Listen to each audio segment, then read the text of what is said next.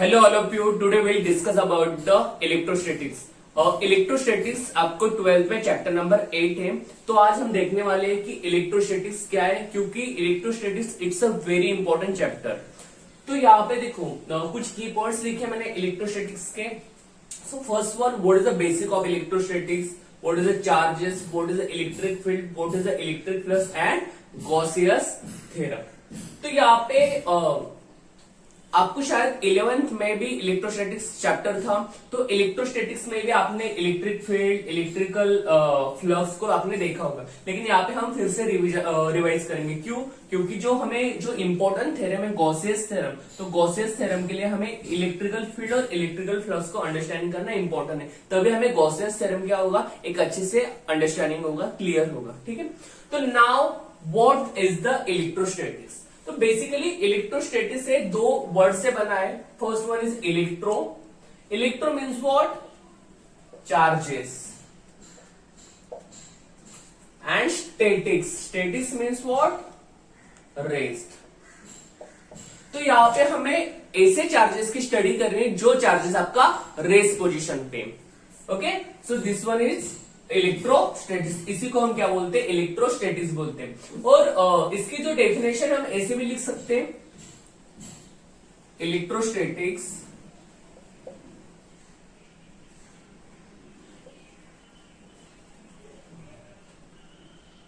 That studies of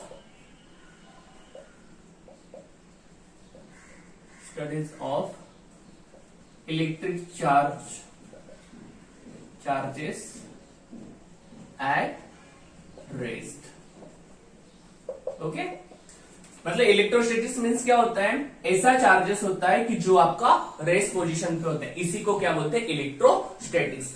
actually दो, suppose charges आपका motion में होगा तो हम उसको इलेक्ट्रोडायनामिक्स बोलते हैं, क्योंकि जिस चार्जेस के पास कुछ काइनेटिक एनर्जी होती है या कोई मोशन करता है वो चार्जेस, तो वहां पे हम बोलते हैं उसको इलेक्ट्रोडायनामिक्स। और जो चार्ज आपका रेस्ट पोजीशन पे होता है, मतलब वो उसके पास मोशन क्या है? Zero, kinetic energy is zero. ऐसे चार्जेस को हम बोलते हैं इलेक्ट्रोस्टैटिक्स। तो यहाँ पे हमें ऐसे ही चार्जेस की स्टडी करनी है।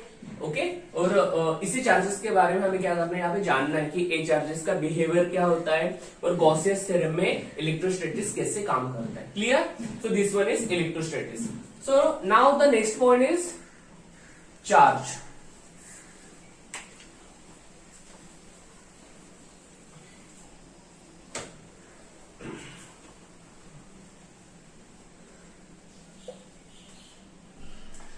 सो यू नो डैट आपको दो चार्जेस मालूम है, positive and negative charges. Okay, तो चार्जेस, सपोज ऐसा मान लो कि आपके पास एक कोई चार्ज है। ठीक है, तो मान लो कि आपके पास एक चार्ज है, क्यू चार्ज। अब इस क्यू चार्ज में एक काइनेटिक एनर्जी या कोई मोशन है, मतलब आपका एक चार्ज है और चार्ज क्या हो रहा है? मोशन कर रहा है। तो चार्ज के पास जब मोशन कर रहा होगा आपका चार्ज, तो यहाँ पे चार्ज आपका कौन कौन से फील्ड प्रोड्यूस करता है? Magnetic field and electrical field या इलेक्ट्रिक फील्ड। देखो, जब आपका चार्ज मोशन करता है तब वहां पे आपका चार्ज मैग्नेटिक फील्ड प्रोड्यूस करता है and it can be produce the electrical field. जब आपका चार्ज रेस्ट पोजीशन पे होता है तब आपका चार्ज सिर्फ इलेक्ट्रिकल फील्ड प्रोड्यूस करता है। It can be produce only electric field. Okay, सिर्फ इलेक्ट्रिकल फील्ड का स्टडी करना है, क्योंकि आपके पास जो भी चार्ज दिया है वो आपको चार्ज कौन सा दिया है? रेस्ट पोजीशन वाला दिया है, मतलब इलेक्ट्रोस्टैटिक्स दिया है। इसकी वजह से इलेक्ट्रोस्टैटिक्स में आपका जो फील्ड बनेगा वो सिर्फ आपका इलेक्ट्रिकल फील्ड बनेगा, नॉट अ मैग्नेटिक फील्ड। ठीक है, ओके, नेक्स्ट वन है आपका इलेक्ट्रिक फील्ड। और देखो, इसके सारे के सारे जो डेफिनेशंस होंगे, जो इसकी थियरीज होंगी, तो मैं आपको डिस्क्रिप्शन बॉक्स में डालने वाला, तो आप डिस्क्रिप्शन बॉक्स में इसको अच्छे से देख सकते हो। All the definition, all the theories of this electrical field, charges and electrostatics. ठीक है, नेक्स्ट है इलेक्ट्रिक फील्ड।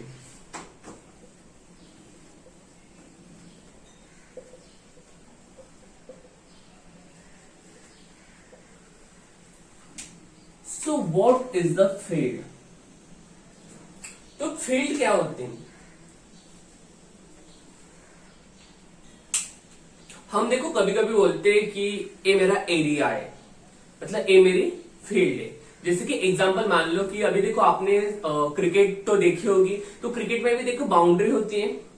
तो जो भी प्लेयर होते, जो भी 11 प्लेयर होते हैं, वो बाउंड्री के अंदर ही होते, मतलब उनकी फील्ड होती है कि आपको इस बाउंड्री के अंदर ही रहना है, मतलब उसकी उनका जो एरिया होता है वो बाउंड्री तक ही सीमित होता है, ठीक है ना।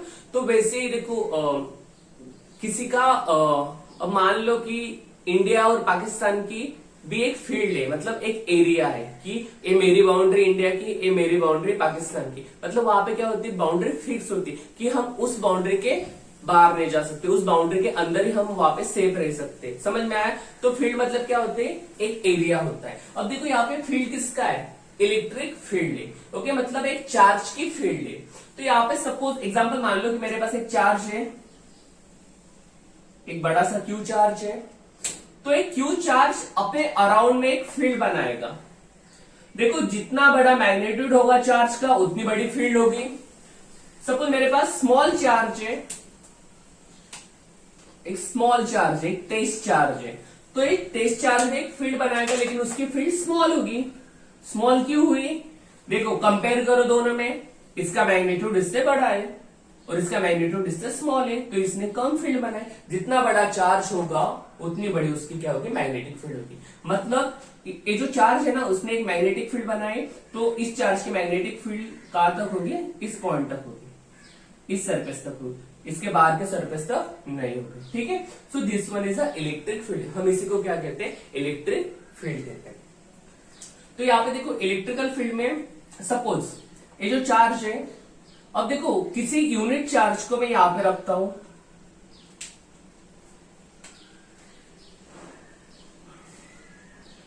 ये है आपका यूनिट चार्ज या टेस्ट चार्ज बोलते हैं इसको। टेस्ट चार्ज मतलब जिस चार्जेस की मैग्नीट्यूड क्या होती है, स्मॉल होती है। अब देखो टेस्ट चार्ज कहां पे आ गया, इसके सरफेस पे आ गया। जब इसके सरफेस पे एक टेस्ट चार्ज आ जाएगा तो एक चार्ज क्या करेगा, देखो चार्ज का बिहेवियर होता है, क्या होता है चार्ज का बिहेवियर, हम और देखो चार्जेस का जो बिहेवियर होता है वो क्या होता है, एट्रैक्शन और repulsion.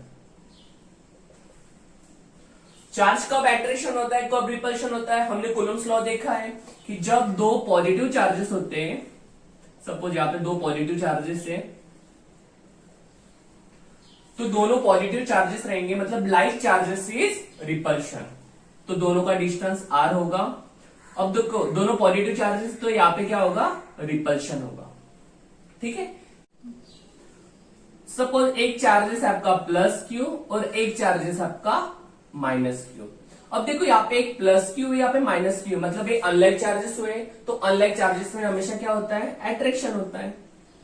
Okay, so positive negative is attraction, positive positive is repulsion, या negative negative is also repulsion. Okay, जब तक ये जो टेस्ट चार्ज था ये इस फील्ड के बाहर था, तब तक यहाँ पे इस टेस्ट चार्ज पे ना एट्रैक्शन था ना रिपल्शन था। ऐसा क्यों, क्योंकि टेस्ट चार्ज इसके फील्ड के अंदर नहीं था। लेकिन जैसे ही टेस्ट चार्ज इसके फील्ड के अंदर आ गया, तो यहाँ पे क्या होगा, ये जो पॉजिटिव है, सपोज मान लो कि ये आपका टेस्ट चार्ज भी पॉजिटिव है, तो इसके पास एक बड़ी सी फील्ड है, और ये जो टेस्ट चार्ज है इसके पास भी एक फील्ड होगी, लेकिन वो फील्ड क्या होगी, स्मॉल होगी। तो यहाँ पे पॉजिटिव पॉजिटिव क्या होगा, रिपल्शन होगा। तो ये पॉजिटिव चार्ज इस चार्ज को क्या करेगा, रिपल करेगा।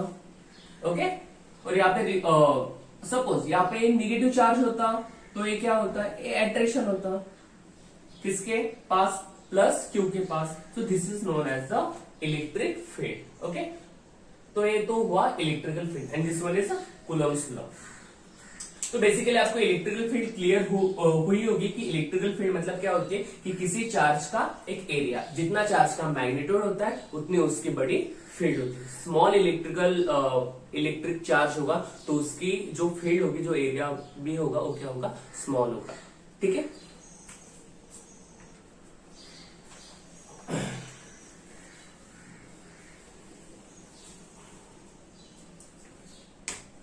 और नेक्स्ट पॉइंट है आपका जो इंपॉर्टेंट है, इलेक्ट्रिक फ्लक्स। आपने 11 में पढ़ा होगा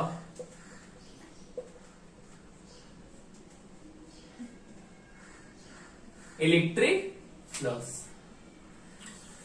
और तो देखो इलेक्ट्रिक फ्लक्स को हम डिनोट करते हैं फाई से। इलेक्ट्रिक फ्लक्स को किससे डिनोट करते हैं? फाई से। फाई ये जो सिंबल आपने मैथ्स में पढ़ा होगा, ठीक है। तो इलेक्ट्रिक फ्लक्स क्या होता है? तो मान लो कि सपोज मेरे पास ऐसी इलेक्ट्रिकल फील्ड है,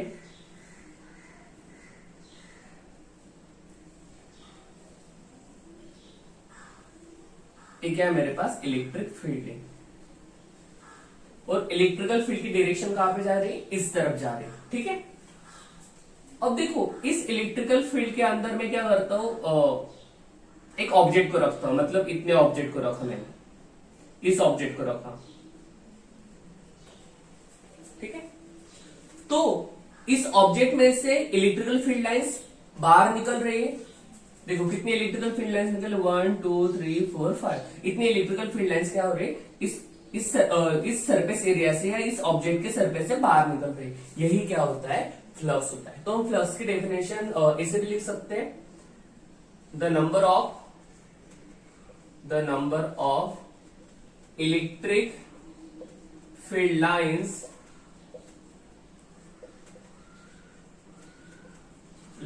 passing through an area। इस एरिया में से कितने इलेक्ट्रिकल फील्ड लाइंस पास हो रहे हैं उसी को हम क्या बोलते हैं? फ्लक्स बोलते हैं, ठीक है। और फ्लक्स डिपेंड होता है depends on electrical field and area. देखो ये इंपॉर्टेंट है, आपका फ्लक्स किस पे डिपेंड होता है? इलेक्ट्रिकल फील्ड पे और एरिया पे डिपेंड होता है। ओके, अब कैसे? और मान लो कि सपोज मैंने इलेक्ट्रिकल फील्ड के मैग्नीट्यूड को बढ़ा दिया, या इलेक्ट्रिकल फील्ड को मैंने बढ़ा दिया, इंक्रीज कर दिया। जैसे मैं इलेक्ट्रिकल फील्ड को बढ़ाऊंगा तो यहाँ पे मेरे इलेक्ट्रिकल फील्ड लाइंस में क्या हो जाएंगे? ऑब्वियसली वो भी इंक्रीज हो जाएंगे।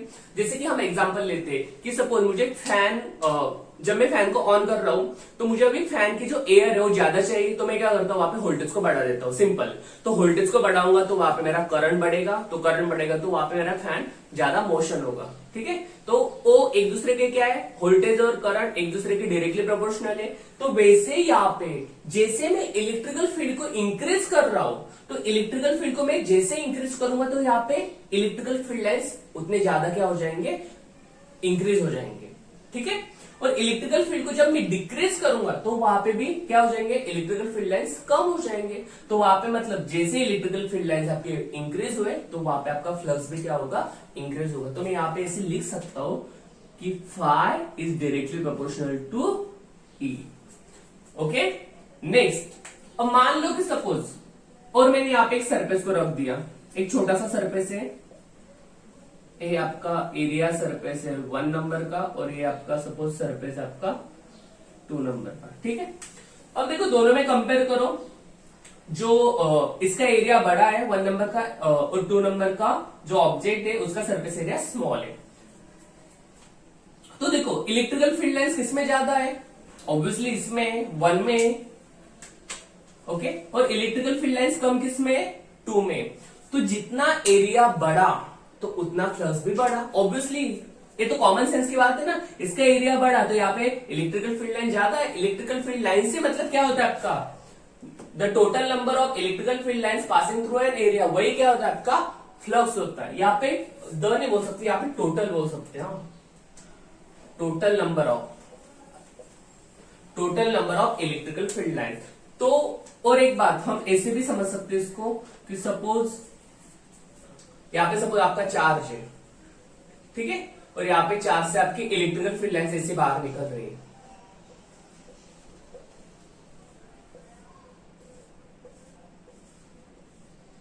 ओके, अब देखो यहां पे मैं क्या करता हूं, इस पेन को रखता हूं, यहाँ पे मैंने इस पेन को रखा, ठीक है, तो ये पेन कम से कम इतना हो गया, और मैं क्या करता हूं, अब इस पेन को यहां पे रखता हूं,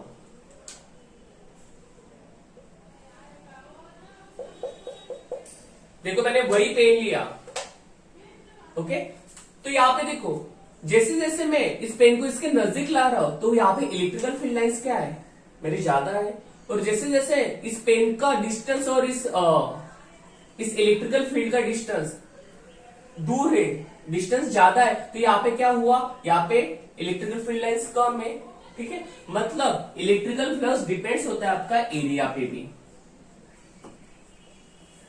क्लियर, समझ में आया? So phi is directly proportional E and phi is directly proportional to the A. अब इसका जो मैथमेटिकल फॉर्मूला है इलेक्ट्रिक फ्लक्स का वो है phi is equal to E vector into A, okay, the mathematical expression of flux is equal to electrical field into area. अब मान लो कि सपोज मुझे फ्लक्स मैक्सिमम कब रहेगा और आपका फ्लक्स जीरो कब रहेगा। अब सपोज मैं क्या करता हूं, इस डस्टर को इलेक्ट्रिकल फील्ड में रखता हूं और मैं इस डस्टर को ऐसे रखने वाला हूं इलेक्ट्रिकल फील्ड में जहां पे इलेक्ट्रिकल फील्ड लाइन जा रही है, तो ए फ्लक्स कहां पे रहेगा, उसके परपेंडिकुलर रहेगा।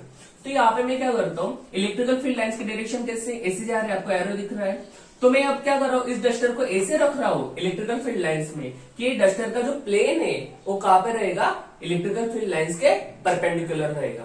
और आपको मालूम होगा कि जो एरिया होता है, जो एरिया सरफेस होता है, उसकी जो डायरेक्शन होती है वो नॉर्मल टू आउटवर्ड रहती है, मतलब आउटवर्ड रहती है, बाहर की तरफ रहती है। क्लियर? तो मैंने क्या किया, इलेक्ट्रिकल फील्ड लाइंस आपके ऐसे जा रहे हैं और मैंने डस्टर को इलेक्ट्रिकल फील्ड लाइंस के परपेंडिकुलर में रखा है, ठीक है। तो परपेंडिकुलर में रखूंगा तो यहाँ पे जो एरिया होगा, जो इस डस्टर की जो डायरेक्शन होगी वो रहेगी इलेक्ट्रिकल फील्ड लाइंस की डायरेक्शन पे, दोनों की डायरेक्शन सेम होगी। कब? जब इलेक्ट्रिकल फील्ड लाइंस में इस डस्टर का जो प्लेन है, जो मैंने क्या कहां पे रखा, उसके परपेंडिकुलर रखा, तो दोनों की डायरेक्शन यहाँ पे क्या रहेगी, सेम रहेगी। ओके, मतलब इस तरह से इलेक्ट्रिकल फील्ड लाइंस की डायरेक्शन दिस वन और इस एरिया की डायरेक्शन भी क्या रहेगी, यहाँ पे इक्वल रहेंगी। ओके, तो यहाँ पे एंगल कितना बनेगा, देखो यहाँ पे दोनों की डायरेक्शन सेम है तो एंगल कितना बनेगा, 0 बनेगा। अब मैं इसको सॉल्व कर रहा हूं, जब यहाँ पे डॉट प्रोडक्ट आता है तब हम क्या लेते हैं इन वेक्टर में, देखो आपने पढ़ा होगा, जब हम ए वेक्टर डॉट बी वेक्टर लेते तो हम इसको ऐसे लिखते ए बी कॉस थीटा, जब हम vector A cross vector B लिखते तो अब हम लिखते ए बी साइन थीटा, ठीक है। तो देखो डॉट प्रोडक्ट है तो क्या आएगा, ई ए कॉस थीटा, ठीक है। अब यहाँ पे थीटा कितना है, कितना आया, थीटा 0 आया, सो कॉस 0, कॉस 0 कितना होता है, 1 होता है, तो फाई कितना आया, ई ए आया, मतलब यहाँ पे फ्लक्स कितना आया आपका, मैक्सिमम आया। देखो फ्लक्स मैक्सिमम कब आता है, जब आप किसी सरफेस एरिया को इलेक्ट्रिकल फील्ड में ऐसे रखते हो कि उसका प्लेन परपेंडिकुलर होना चाहिए इलेक्ट्रिकल फील्ड लाइंस में, तभी आपका फ्लक्स वहां पे क्या आएगा, मैक्सिमम आएगा। क्लियर? अब सपोज मुझे फ्लक्स को 0 करना है, तो फ्लक्स 0 कब होगा, अब देखो मैं इस डायग्राम को थोड़ा चेंज कर रहा हूं,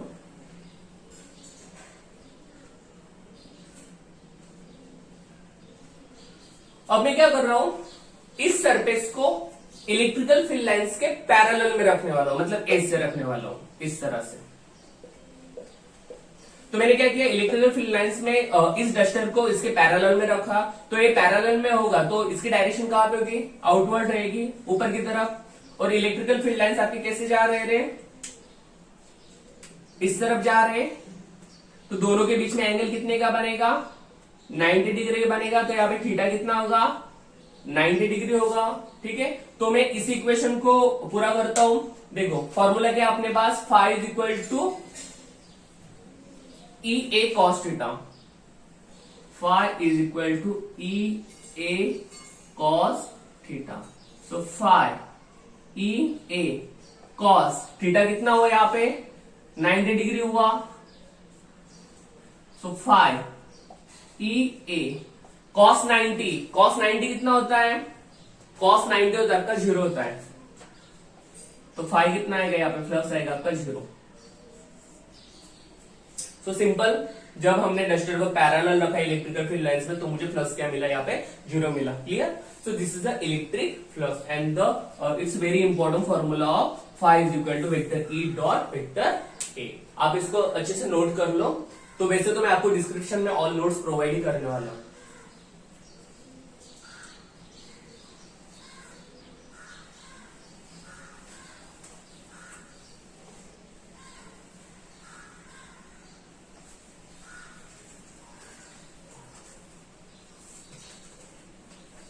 नेक्स्ट है very very important theorem, Gauss's theorem, इसको गॉस थ्योरम भी बोलते हैं। सो गाउसेस थ्योरम, देखो गाउसेस थ्योरम को समझने के लिए फर्स्ट दो चीजें इंपॉर्टेंट है आपको, इलेक्ट्रिक फ्लक्स जो मैंने अभी जस्ट बोले इलेक्ट्रिक फ्लक्स के बारे में, और एक होता है आपका क्लोज सरफेस। ये दो इंपॉर्टेंट चीजें आपको मालूम होनी चाहिए गॉस थ्योरम को समझने के लिए। तो इलेक्ट्रिक फ्लक्स के बारे में अब भी हमने जाना कि इलेक्ट्रिक फ्लक्स क्या होता है, कब वो मैक्सिमम होता है, कब वो 0 होता है, and the mathematical formula of electric flux phi is equal to vector E dot vector A. Next है क्लोज सरफेस। अब देखो एग्जाम्पल मान लो कि मेरे पास एक डिब्बा है, मान लो ये डिब्बा तो लग नहीं रहा है लेकिन ये डिब्बा ऐसे मान लो, ठीक है। ये ओपन सरफेस इसका, ओपन सरफेस, ठीक है। और यहाँ पे मैं एक चार्ज रखता हूं।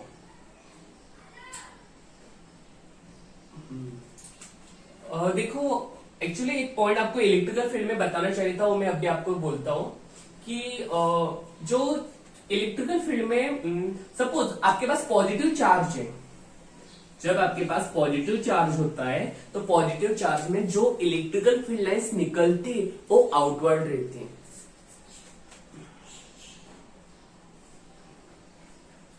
पॉजिटिव चार्ज में से जो इलेक्ट्रिकल फील्ड लाइंस बाहर निकलती है वो हमेशा रहती है आउटवर्ड रहती है, और निगेटिव चार्ज में से जो इलेक्ट्रिकल फील्ड लाइंस निकलती है वो हमेशा रहती है इनवर्ड रहती है, मतलब अंदर की तरफ होती है,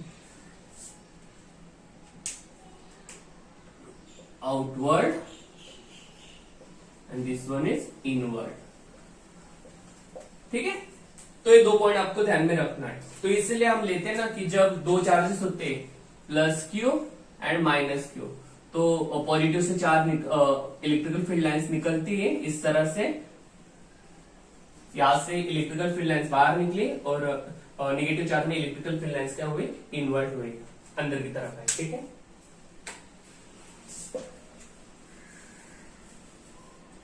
चलो अब मैं क्या मानता हूं, यहाँ पे पॉजिटिव चार्ज को मानता हूं, एक प्लस क्यू चार्ज है मेरे पास।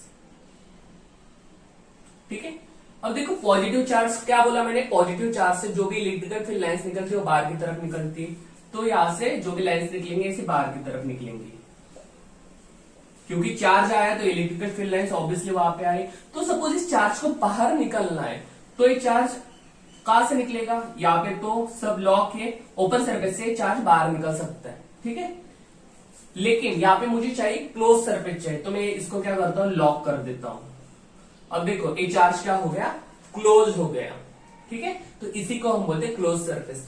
तो हमें ऐसा मानना है कि आपके पास एक स्पीयर है या आपके पास एक कोई ऐसी रिजिड बॉडी है कि उसके अंदर मैंने एक चार्ज को रखा और उस चार्ज को मैंने क्लोज करके रखा, मतलब वो चार्ज वहां से बाहर नहीं निकल रहा है। ओके, इसी को क्या बोलते हैं, क्लोज सरफेस बोलते हैं।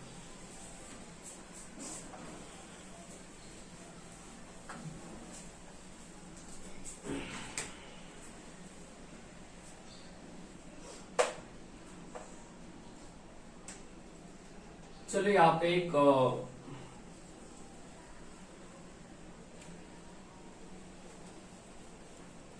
एक ऐसे रिजिड बॉडी ली मैंने और यहाँ पे एक चार्ज को रखा, एक बड़े से चार्ज को रखा। क्यू चार्ज को रखा, ठीक है। अब देखो ये जो प्लस क्यू चार्ज है, प्लस बोलता है इसको, ये जो पॉजिटिव क्यू चार्ज है, तो इस क्यू चार्ज से क्या निकलेंगे, इलेक्ट्रिकल फील्ड लाइंस बाहर निकलेंगे इस तरह से। बाहर क्यों निकलेंगे, क्योंकि पॉजिटिव चार्ज है, पॉजिटिव चार्ज में क्या होता है, इलेक्ट्रिकल फील्ड लाइन बाहर की तरफ निकलती, तो इस तरह से बहुत सारे इलेक्ट्रिकल फील्ड लाइंस बाहर निकलेंगे इस तरह से, ये बहुत सारे हो सकते हैं, ठीक है, क्लियर। अब हमें गाउस थ्योरम ने क्या बताया था, the formula of Gauss theorem is phi is equal to Q upon epsilon naught. ये मैथमेटिकल एक्सप्रेशन है गॉस थ्योरम का। The total electric flux is equal to 1 upon epsilon naught times is called as Gauss theorem. Okay, तो Gauss ने क्या बोला था कि जो टोटल इलेक्ट्रिकल फ्लक्स होगा वो इक्वल होगा किसके, क्यू अपॉन एप्सिलॉन नॉट के, यही गॉस थ्योरम है।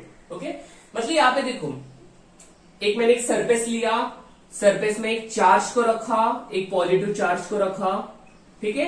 पॉजिटिव चार्ज को रखने के बाद तो गॉस ने क्या बोला कि ये जो सरफेस दिख रहा है ना, ये देखो ये जो सरफेस दिख रहा है ना, तो इस सरफेस पे जो टोटल फ्लक्स होगा वो टोटल फ्लक्स कितना होगा, क्यू अपॉन एप्सिलॉन नॉट। तो हमें यहाँ पे मैथमेटिकली वही प्रूव करना है कि टोटल फ्लक्स कितना होगा यहाँ पे, और क्यू अपॉन एप्सिलॉन नॉट ही और टोटल फ्लक्स आना चाहिए यहाँ पे, ठीक है।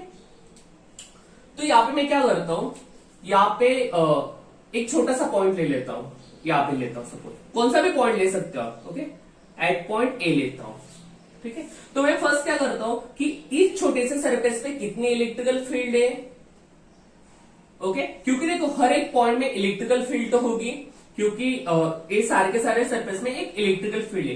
तो यहाँ पे इस ए पॉइंट में कितना फ्लक्स बन रहा है, वो फ्लक्स जब मैं निकालूंगा तब मैं उसको इंटीग्रेशन करके मैं टोटल सरफेस का क्या निकाल सकता हूँ, यहाँ पे फ्लक्स को निकाल सकता हूँ। तो हम क्या करते, एट पॉइंट ए में कितनी इलेक्ट्रिकल फ्लक्स मुझे मिल रहा है वो हम यहाँ पे क्या करते, निकाल लेते हैं, ओके। अब देखो यहाँ पे इस क्यू से इस पॉइंट का जो डिस्टेंस होगा उसको आर मान लेता हूं, डिस्टेंस इज आर, ठीक है। और ये तो पॉजिटिव चार्ज है, तो पॉजिटिव चार्ज की जो डायरेक्शन होती है वो कहां पे रहती है, आउटवर्ड रहती है, तो यहाँ पे मैंने इलेक्ट्रिकल फील्ड की डायरेक्शन आउटवर्ड थी, ठीक है। सपोज नेगेटिव चार्ज होता तो डायरेक्शन अंदर की तरफ आती, इनवर्ड आती, ठीक है। और ये जो स्मॉल सरफेस है, उस स्मॉल सरफेस को मैंने क्या मान लिया, डीएस मान लिया, या डी, ओके डीएस मानता हूं। टोटल सरफेस को मैं यस मानूंगा, स्मॉल सरफेस को मैंने क्या मान लिया, डीएस मान लिया, ठीक है। अब देखो एक डीएस की भी डायरेक्शन कहां पे होगी, क्या बोला था मैंने, जब इलेक्ट्रिकल फील्ड में जो भी सरफेस को इलेक्ट्रिकल फील्ड लाइंस में उसके प्लेन को परपेंडिकुलर रखूंगा तो वहां पे मुझे फ्लक्स क्या मिलता है, मैक्सिमम मिलता है। तो यहाँ पे इस सरफेस भी क्या है, इलेक्ट्रिकल फील्ड के लाइन में परपेंडिकुलर है, तो इस सरफेस का भी जो भी इसकी डायरेक्शन होगी वो इलेक्ट्रिकल फील्ड की डायरेक्शन में होगी, तो दोनों की डायरेक्शन यहाँ पे क्या होगी, सेम होगी, ठीक है। तो यहाँ पे देखो हमारे पास एट पॉइंट ए के लिए फ्लक्स कितना है वो हम निकाल दिया, at point A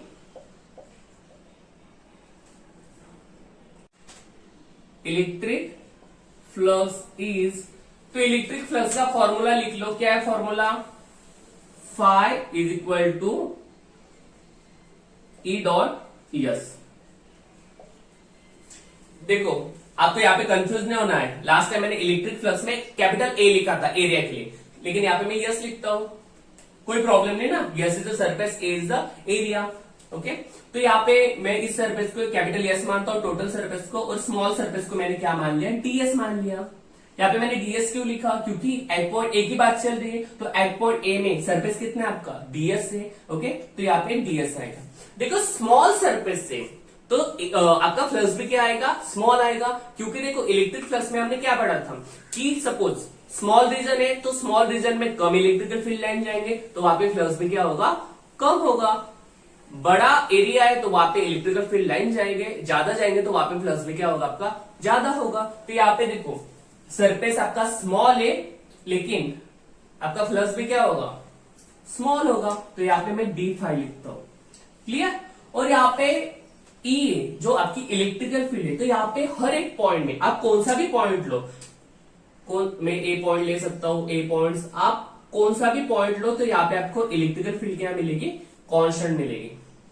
electrical field is, मैं तो यहाँ पे लिखता हूं इलेक्ट्रिकल फील्ड इज कांस्टेंट।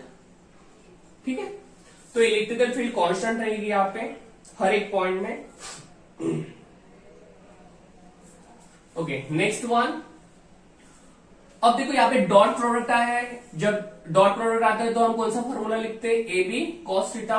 तो यहाँ पे क्या आएगा D phi E D S cos theta. ठीक है, is equal to E D S cos theta कितना होगा, एंगल कितना होगा यहाँ पे एट पॉइंट ए पे। ओके, तो इलेक्ट्रिकल फील्ड और सरफेस एरिया में एंगल कितने का बन रहा है, दोनों की डायरेक्शन सेम है, दोनों की डायरेक्शन सेम रहेगी तो एंगल कितने का बनेगा 0 का बनेगा। तो कॉस 0 कितना होता है 1 होता है, कॉस 0 इज 1, तो कितना आएगा E D S and this one is D phi. Okay, तो एट पॉइंट ए में मुझे क्या मिला, कितना फ्लक्स मिला, electrical field into small surface, इतना मुझे यहाँ पे क्या मिला फ्लक्स मिला। ठीक है, अब मुझे क्या करना है, इस सरफेस का टोटल फ्लक्स निकालना है, क्योंकि वही तो मुझे निकालना है। The total electric flux is equal to, मुझे टोटल फ्लक्स निकालना है। तो देखो टोटल फ्लक्स करने के लिए हम इसको क्या करते हैं, इंटीग्रेट करते हैं। इंटीग्रेशन मतलब क्या होता है, देखो यहाँ पे मैं हर एक छोटे छोटे पार्ट को लूंगा, जैसा ए पॉइंट लिया ना, तो यहाँ पे a surface a surface a surface, ऐसे मिल मिल के सारे सरफेस की जब मैं सम करूंगा तो उसी को क्या बोलते हैं इंटीग्रेट करना। Integration means part of summation, सबकी एडिशन करके मुझे क्या मिलेगा, देखो d51 d52 हर एक सरफेस का मुझे क्या मिलेगा स्मॉल फ्लक्स मिलेगा। तो सबको एडिशन करूंगा तो मुझे क्या मिलेगा टोटल फ्लक्स मिलेगा। तो इसलिए मैं इसको क्या करूंगा इंटीग्रेटिंग ऑन बोथ साइड। तो यहां पे मैं इंटीग्रेशन करता हूं, इंटीग्रेटिंग ऑन बोथ साइड। तो ओके, इसको मैं ड्रॉप कर देता हूं एक की पॉइंट्स को, इसकी जरूरत भी नहीं अभी हमें।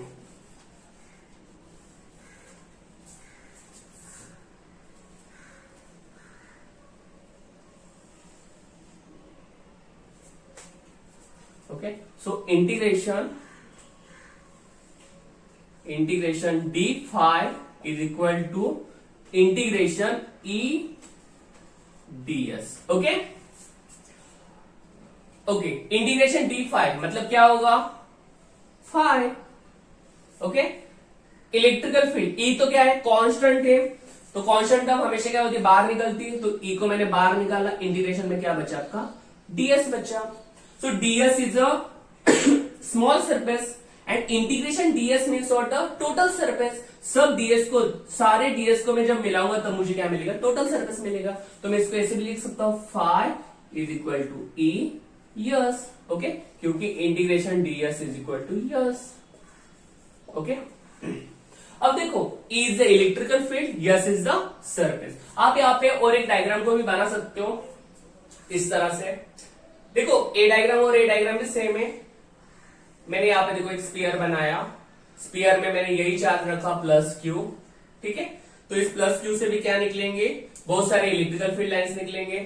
तो यहाँ पे मैं रफ एग्जांपल के लिए एक ही इलेक्ट्रिकल फील्ड लाइंस लिखता हूं एट पॉइंट ए के लिए।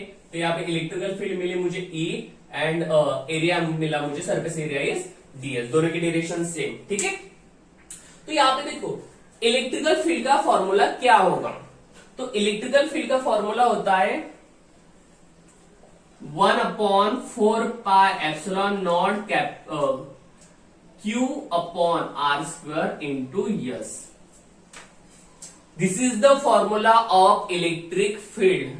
ओके, इलेक्ट्रिक फील्ड का फॉर्मूला है 1/4 बाय एप्सिलॉन नॉट। ये तो के की वैल्यू है, जो कांस्टेंट जो हमने कूलम्ब्स लॉ में पढ़ी होगी, जो कांस्टेंट आता है के द वैल्यू ऑफ के 1/4 बाय एप्सिलॉन नॉट। ओके, यहाँ पे मैंने क्यू लिखा, क्योंकि देखो मेन चार्ज कौन सा आपका, कौन सा चार्ज आपको इलेक्ट्रिकल फील्ड बना रहा है, तो ए प्लस क्यू चार्ज यहाँ पे इलेक्ट्रिकल फील्ड बना रहा है, तो इसलिए ए चार्ज लिया प्लस क्यू। ठीक है, इस क्यू चार्ज से एट पॉइंट ए का जो डिस्टेंस होगा, ओके, उसको लिखा आर स्क्वायर। आर स्क्वायर हम यहाँ पे क्या लिखते हैं, इनवर्स स्क्वायर लिखते हैं, तो यहाँ पे हमने क्या लिखा, आर स्क्वायर। तो यही इलेक्ट्रिकल फील्ड का फॉर्मूला। तो यहाँ पे भी वैसे इलेक्ट्रिकल फील्ड का फॉर्मूला बनेगा। Okay, so this one distance is R, okay, 1/4πε0, it's a constant value of K and the main charge is Q, तो यहाँ पे Q upon R square. This is the formula of electric field. Okay, अभी ये आपका surface gears, तो देखो spear का surface कितना आता है, नहीं तो इस रिजिड बॉडी का भी सरफेस कितना आएगा, हम इसको मतलब कितना आएगा, ये सरफेस आपका 4πr², 1/q/r² into 4πr²। Surface, sphere का सरफेस कितना लिया है यहाँ पे, 4πr²। आप ए डायग्राम, आप सपोज एग्जाम में आपको गॉस थ्योरम आएगा तो आप ए डायग्राम को यूज करो, नहीं तो इस डायग्राम को यूज करो, कौन से भी डायग्राम को आप यूज कर सकते हो। ओके, तो स्पीयर का जो एरिया आता है वो कितना आता है, 4πr²। अब देखो यहाँ पे कैंसलेशन क्या क्या होगा, वो देखो r² कैंसिल हुआ, 4π कैंसिल हुआ, मेरे पास क्या बचा, मेरे पास बचा q/ε0, एक टर्म मेरे पास बचा,